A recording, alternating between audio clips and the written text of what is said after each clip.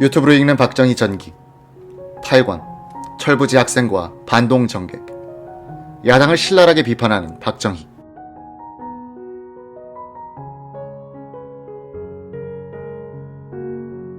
(1967년 4월 17일) 오후 1시 30분 대전 공설운동장에서 첫 유세연설에 나선 박정희 공화당 대통령 후보는 유세연설을 위해 단상에 올라섰지만 그는 국가 지도자로서 정부의 입장과 자기의 소신을 해명하는 기회로 삼았다.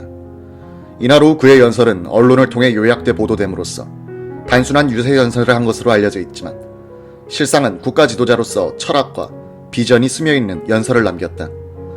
박정희 후보는 10만여 유권자들 앞에서 좋은 대통령 후보를 선출하는 기준을 교육하다시피 역설한 뒤 신민당의 공약들을 유권자들 앞에서 조목조목 검증해갔다. 특히 신민당의 세금 20% 감면, 공무원 봉급 2배 인상, 이중 고가제 도입 및 대중경제론의 실상을 소개한 박정희 후보는 신민당의 주장대로 할 경우에 문제점을 설명했다. 작은 메모 몇 장만을 들고 단상에 올라선 박정희는 약 1시간 20분간의 연설을 통해 대통령이란 국가에 어려운 문제가 있을 때 제일 마지막에 가장 어려운 결심을 하는 자리라고 말하며 신민당이 공화당은 3대 공적 중 하나라고 한 데 비추어 공화당의 3대 공적은 신민당이 아니라 공산당, 빈곤, 부정부패라고 했다. 박정희 특유의 카랑카랑한 경상도 억양을 상상하고 읽어보면 생동감이 더할 이 연설문의 원문을 옮겨 실른다. 친애하는 대전 시민 여러분, 충청남도 도민 여러분, 안녕하십니까? 오늘 이렇게 많이 모여주셔서 감사합니다. 4년 전 지난번 대통령 선거에서 여러분들이 미흡한 이 사람을 대통령으로 뽑아주셨습니다. 그래서 여러분들 기대에 보답하기 위해서 지난 임기 동안 성심성의를 다해서 밤낮을 가리지 않고 맡은 바 일을 열심히 해왔습니다. 그러나 사람이 하는 일이라 때로는 실수도 있었고 또 어떤 때에는 잘해보려고 했던 것이 결과적으로는 잘못된 그런 경우도 있었습니다. 그러나 지금 우리가 민족 자립과 조국 근대화라는 이 거창한 역사적인 과업을 밀고 나가는 데 있어서 때로는 일부 국민들이 싫어하거나 또는 일부 국민들이 정부 처사에 대해서 충분히 이해를 하지 못하고 오해를 하는 일에 대해서도 이것은 국가의 장래를 위해서 기억고 해야 되겠다는 생각하는 일은 이것을 강력히 밀어오기도 했습니다. 지금 야당에서 여러 가지 정책을 많이 들고 나왔습니다. 특히 요즘 들고 나온 이것이 정책인지 정부 여당에 대한 욕인지 분간하기 어려운 여러 가지 고약한 얘기들을 많이 들고 나오는데 특히 우선 박 정권은 국민의 3대 공적이다, 4대 비정이 있다, 이런 소리를 합니다. 이것이 과연 근거 있는 얘기인지 없는 얘기인지 신민당에서 지금 우리 정부에 대해서 우리 공화당에 대해서 우리 정권을 군사 독재 정권이라고 그럽니다. 현 정부가 군사 독재 정권인지 아닌지 하는 것을 현명한 유권자 여러분의 판단에 맡기기로 하되 단 이 자리에 내가 여러분들에게 한마디만 말씀을 하고자 합니다. 우리 정부가 지난 3년 반의 임기 동안에 우리는 우리나라의 야당과 우리나라의 언론의 가혹한 비판하에서 또 그 감시하에서 정치를 해왔다 하는 것, 이것만은 확실히 얘기해둡니다. 우리나라의 야당이 정부가 하는 일에 대해서 정부가 무서워서 비판을 못한 일이 있습니까? 유권자 여러분들이 잘 아시는 바와 같이 우리 야당은 세계에서도 가장 유명한 야당입니다.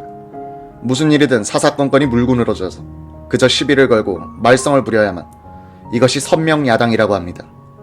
정부 여당하고 협조를 하는 이런 사람들은 소위 요즘 사꾸라니 뭐니 해서 그 야당 사람들 가운데에는 정부가 하는 일이 이것은 옳다, 아무리 공화당 정부가 하는 일이라도 옳은 것은 옳다고 그래야 될 것 아니냐 하는 이런 소리를 했다가는 아마 큰 벼락이 나는 것 같습니다. 이런 야당 사람들이 그동안 정부가 하는 일에 대해서 무슨 비판 못한 일이 있습니까? 정부가 무슨 강압한 일이 있습니까? 또 우리나라 언론이 정부가 하는 일에 대해서 정부의 강압이 무서워서 비판을 못한 일은 거의 없다고 나는 생각합니다. 야당의 비판의 자유가 있고 언론의 자유가 있는 독재 정권, 그런 정권은 야당 사람들이 생각하는 독재 정권인지 모르지만 다음에 신민당에서는 요즘의 우리 정부를 부정부패가 극도에 달한 부패 정권이다, 이런 소리를 지금 전국 방방곳곳에 돌아다니면서 얘기합니다. 오늘 이 자리에서 유권자 여러분 앞에 솔직히 말씀을 드리고자 하는 것은 물론 우리 정부 내에 부정부패가 완전히 뿌리가 뽑혔다고는 이 사람 자신부터 생각하지 않습니다. 정부는 그동안 이러한 부정부패를 근절하기 위해서 무한히 애를 써왔고 앞으로도 이 문제에 대해서는 계속 노력을 할 겁니다. 현 정부와 지금 야당 사람들이 과연 집권을 했을 그 당시의 정권과 어느 쪽이 부정부패가 더 심했는가, 또 오늘날 야당 사람들이 다음에 정권을 잡았을 때 현 정권보다도 더 깨끗이 잘할 것이냐 아니냐 하는 이러한 판단도 여러분들에게 맡기기로 하겠습니다. 단 과거 5.16 전후를 통해서 우리나라 구정권의 부정부패를 누구보다도 샅샅이 자세히 아는 사람에 대해서 지금 야당의 그 사람들이 우리 정부가 너무 썩어서 나라가 망하느니 뭐니 하는 지나친 소리를 하는 데 대해서는 나는 솔직히 말씀해서 그 사람들 얼굴이 다시 쳐다보입니다. 야당에서 우리를 보고 지금 공화당 정부를 국민의 3대 공적이라고 그러는데 우리 공화당 정부도 3대 공적이 있습니다. 뭐냐 하면 이것은 우리가 야당을 공적이라고 그러는 것이 아니라 우리가 지금 생각하고 있는 공적은 첫째는 공산당이요, 둘째는 빈곤이요, 셋째는 부정부패입니다. 공산당을 우리는 적으로 생각하고 있습니다. 우리나라의 가난과 빈곤을 우리는 또한 적으로 생각하고 있습니다. 우리나라가 잘 발전하자면 부정부패를 뽑아야 되겠다는 것도 우리는 생각을 하고 있습니다. 그렇다면 야당이 생각하는 것과 우리가 생각하는 것이 다른 것은 다 다르지만 부정부패에 대한 생각은 똑같은 것 같습니다. 그렇다면 앞으로 우리나라의 부정부패를 없애기 위해서는 서로 네가 더 썩었다, 내가 더 썩었다 할 것이 아니라 여야가 잘 협조를 해서 우리나라의 부정부패가 없도록 노력을 해야만 될 것입니다. 그 다음에 또 현 정부를 특혜 정권이라고 그랬습니다. 여기에 대해서도 몇 말씀 드려야 하겠습니다. 이것은 무슨 말이냐 하면 우리 정부가 주로 대재벌이나 대기업만 키우고 중소기업 같은 것은 전혀 돌보지 않는다. 또 공업에만 치중하고 농촌을 돌보지 않는다.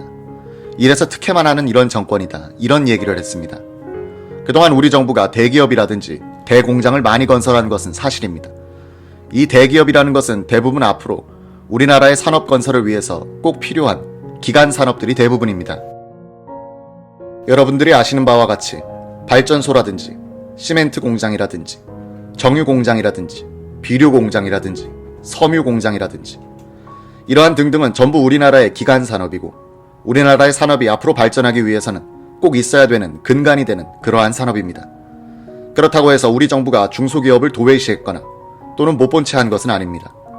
지난 제1차 5개년 계획 기간 중에 우리나라에는 큰 공장, 작은 공장 합쳐서 약 3,400개의 공장이 섰습니다.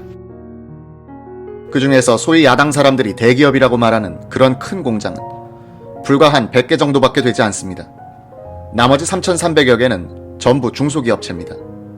그리고 여러분들 우리나라 시장이나 백화점에 가보십시오. 수년 전만 하더라도 거기에 있던 물건은 전부 외국에서 들어온 외래품의 전시장처럼 되어 있었지만 오늘날 그것은 거의 대부분 우리 국산으로 대체가 됐습니다. 이러한 물건들을 어디에서 만들었겠느냐? 우리나라 시장에 있는 모든 상품의 80% 이상이 전부 우리나라 중소기업체에서 생산한 제품입니다. 그리고 오늘날 이 대기업과 중소기업이라는 것은 서로 끊으려야 끊을 수 없는 불가분한 그런 관계에 있는 것입니다. 대기업이 자라난 연후에는 대기업과 중소기업이 서로 계열화가 되고 또 그 밑에서 중소기업이 자랄 수 있는 겁니다. 한 가지 좋은 예로 우리나라에 지금 제철 공장이 몇 개 있는데 철강 공장 이런 것은 아마 소위 우리 야당들이 말하는 대기업에 속할지도 모르겠습니다. 대기업이라는 그 개념이 벌써 약간 외국과 다릅니다. 우리나라에서는 지금 고용인원 한 200명 이상 쓰고 있는 이런 공장을 대기업이라고 그럽니다. 여기에서 만드는 철판이라든지 철봉이라든지 이런 것은 중소기업체에 내려가서 다시 이것을 절단하고 해서 여러 가지 물건을 만드는 겁니다. 그리고 대기업은 중소기업에다가 원자재라든지 원료를 공급하는 이런 공장이 되는 것이고 또 지금 좋은 예가 자동차 공장이 지금 우리나라에 하나 생겼는데 이 공장 밑에 붙어있는 소위 하청 공장이라는 것이 수십 개가 됩니다. 자동차 공장이라고 해서 그 공장 안에서 모든 것을 다 만든다는 것은 아닙니다. 가령 타이어는 타이어 공장에서 만드는 것이고 또 사람이 앉는 시트는 또 다른 어떤 공장에서 만드는 것이고 손잡이라든지 너트라든지 소소한 이런 부분품은 제각금 또 다른 하청 공장에서 만드는 겁니다. 이런 것을 우리가 소위 대기업과 중소기업의 계열화라고 그러는 겁니다. 분업이라고 하는 것이 바로 이것입니다. 또 조그마한 공장들이 어떤 전문적인 부분만 만드는 것을 이걸 전문화 공장이라고 그럽니다. 이렇게 해서 대기업과 중소기업이 같이 커나가는 겁니다. 특히 우리나라와 같이 새로이 경제 건설을 하는 나라에 있어서는 이런 투자의 효과가 크고 경제 성장의 속도가 빠른 이 대기업이라고 하는 것은 가장 우선적으로 이것을 키워야 되는 겁니다. 이것은 다른 나라에 있어서도 똑같은 그런 추세에 있는 겁니다. 이런 것을 볼 때 야당 사람들이 말하는 것과 같이 우리 현 정부가 대기업만 키우고 중소기업은 돌보지 않는다 하는 얘기도 사실과는 거리가 먼 얘기라고 아니할 수 없습니다. 다음에 야당에서 내놓은 이 경제정책이 하나 있습니다. 지금 야당 사람들은 자기들이 집권을 하면 당장 국민 모두가 부자가 되고 잘 살고 잘 입고 잘 먹도록 해줄 수 있다, 이런 소리들을 합니다. 그래서 우리도 무슨 그런 묘한 방법이 있는가 하고 여러 가지 얘기를 들어보았는데 결국은 이런 얘기입니다. 자기들이 집권을 하면 정부가 국민으로부터 받는 것은 될 수 있는 대로 이것을 대폭적으로 깎아주고, 또 정부가 국민들로부터 사들이는 물건은 될 수 있는 대로 비싸게 사들인다. 가령 쌀도 비싸게 사주고 보리도, 담배, 고구마, 유채 등등. 또 정부가 국민들에게 주는 것은 가령 공무원들에게 주는 봉급은 몇 배씩 올려주고, 농민들에게 주는 보조금이라든지 수당이라든지 이런 것은 전부 다 올려준다. 이러한 얘기들입니다. 이것을 지금 야당에서는 대중경제니 대중자본주의니 뭐 이런 소리를 가지고 표현을 하고 있는 것 같은데, 이것은 얼른 듣기에는 대단히 솔깃하고 구미가 당기는 얘기 같습니다. 그런데 아까도 말씀드린 바와 같이 문제는 우리나라 형편으로서 야당 사람들이 말하는 이런 정책이 과연 실천 가능한 문제니 아니냐 하는 문제를 우리는 잘 검토해 봐야 되겠습니다. 지금 야당 사람들이 말하기를 세금을 자기들이 집권하면 20%를 낮춘다고 그럽니다. 쌀값을 정부 매상 가격보다도 한 1,000원 올린다고 그럽니다. 비료는 한 30% 싸게 해준다고 그럽니다. 또 공무원들의 봉급은 당장 배로 올려준다. 또 이중고과제를 실시해서 농민과 소비자를 다 같이 보호하겠다. 이것 아마 일부 국민들은 듣고 상당히 흥미를 느끼는 그런 국민들이 있으리라고 생각합니다만, 우리 정부에서는 야당이 내놓은 이 정책이 과연 실천 가능한 것인지 아닌지 하는 것을 그동안 쭉 검토해 봤습니다. 결과는 이렇게 됩니다. 가령 지금 세금을 우리가 20%를 깎는다 할 것 같으면 1년 동안 정부의 세수가 얼마나 줄어드느냐 하면 약 287억 원이 줄어듭니다. 여러분들이 아시는 바와 같이 우리나라 금년도 예산 규모가 1648억 원입니다. 거기에서 287억 원이 줄어드는 겁니다. 공무원들의 봉급을 2배로 올릴 것 같으면 현재 456억 원이니까 공무원들의 봉급만 해서 912억 원입니다. 이중고과제를 해서, 이것은 여러분들이 잘 아시는 분은 다 잘 아실 줄 압니다만, 쌀을 농민들한테는 비싸게 사서 소비자들에게는 싸게 판다. 그러면 거기에 차가 생기는데 손해는 누가 보느냐? 정부가 본다. 그러면 정부가 얼마 정도 손해를 보게 되느냐 하면 약 940억 원이라는 적자가 생깁니다. 공무원의 봉급을 올리는 것도 좋고 세금을 깎는 것도 좋지만 우리는 국방도 해야 되고 의무 교육도 해야 되는 것입니다. 여러분들 자녀들의 교육도 해야 하고 또 투융자도 해서 건설해야 합니다. 중앙정부가 지방도나 시군에 대한 지방교부세도 줘야 합니다. 도나 시, 군의 예산이 적어서 중앙에서 보조하지 않으면 이것이 유지되어 나가지 않습니다. 이런 것을 전부 하자면 그러면 이 적자 940 몇억 원이라는 돈을 다시 보충해야 되겠는데, 보충하는 방법이 뭐냐? 내 생각에는 두 가지가 있다고 생각합니다. 하나는 여러분들한테서 세금을 다시 거두는 겁니다. 언제는 20% 세금을 깎아주었다가 몇 배나 더 비싼 세금을 또 받아야 됩니다. 아마 야당도 그것은 못할 겁니다. 그렇다면 다른 방법은 뭐냐? 이 대전에 있는 조폐공사의 기계를 많이 돌려서 돈을 한 1,000억 원가량 더 찍어가지고 통화를 더 증발하는 길밖에 없습니다. 그렇게 되면 어떻게 되죠? 물가가 아마 몇 배나 뛰어 올라갈 겁니다. 인플레가 될 것입니다. 야당 사람들이 쌀값을 1,000원 올려준다고 그랬는데 만약 이런 식으로 하면 쌀값 1,000원 올릴 필요가 없을 겁니다. 왜냐? 가만히 있어도 쌀값이 1,000원이 아니라 5,000원, 10,000원 정도까지 뛰어 올라갈 테니까. 그러면 결국 누가 손해를 보고 누가 피해를 보는 겁니까? 아마 쌀 장사하는 몇 사람만 부자가 될 것입니다.